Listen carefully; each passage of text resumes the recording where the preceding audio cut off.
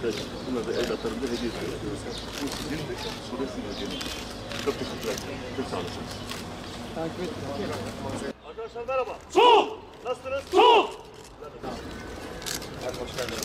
Hadi yavaş yavaş gidelim. Sayın Valim merhaba. Sağ olun Sayın Valim. Allah kolaylıklar versin. Valim merhaba. Allah kolaylıklar versin. Nasılsınız kaymakamım? İyi misiniz? Allah kolaylıklar versin.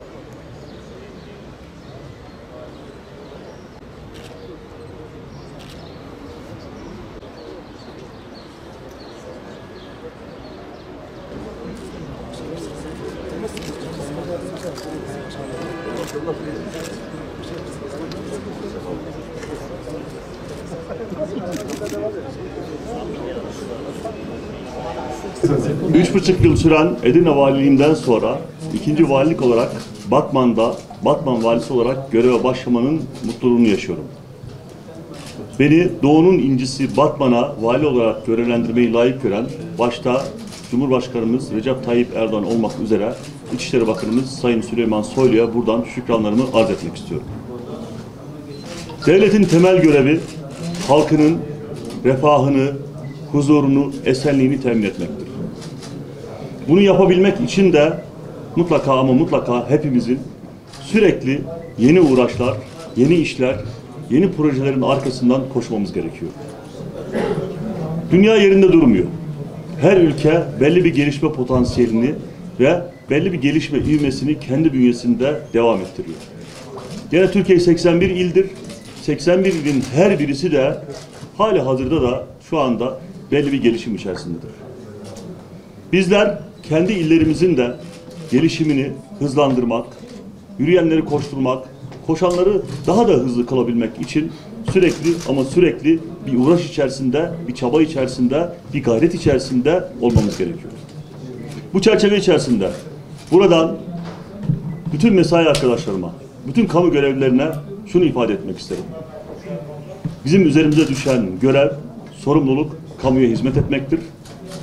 Devletin üzerine düşen temel sorumluluk vatandaşımızın huzurunu, güvenliğini, esenliğini ve refahını temin etmektir. Bu çerçeve içerisinde sürekli yeni işler, yeni uğraşlar peşinde koşturmuş olacağız. Tabii yeni işler yapacağız. En sevdiğim iş çok sayıda iş yapmış olmaktır. Ama onun da ötesinde belki anlamlı olan bir iş varsa bu da işleri beraber yapıyor olmaktır. Batman'da da bundan sonraki dönem içerisinde yapmış olduğumuz bütün işlerde halkımızla beraber, halkımızla iç içe pek çok işin, uğraşın peşinden koşturma imkanına kavuşmuş olacağız. Tabii ki Batman'da beni bekleyen iki görev birden var. Bir tanesi Batman valiliğidir ama aynı zamanda belediye başkan vekilliği gibi bir görev de gene omuzlarımızın üzerindedir. Her iki görevde içeriği ne olursa olsun halkla beraber olmayı, halkla iç içe olmayı ve halktan bir insan, halktan birisi olmayı gerekli ve zorunlu kılmaktadır. Buradan bütün Batmanlılara şu sözü vermek isterim. Görevde kaldığım süre içerisinde sizlerden birisi olacağım. Halkın içerisinde olacağım ve halk olacağım. İnşallah size vereceğim en büyük söz de bu olacaktır.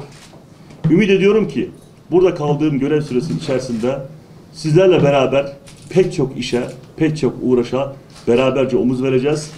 Ve ümit ediyorum ki bu işlerden pek çoğunu bitireceğiz. Belki bazılarını da geleceğe taşımış olacağız. Hepinizi saygıyla selamlıyorum.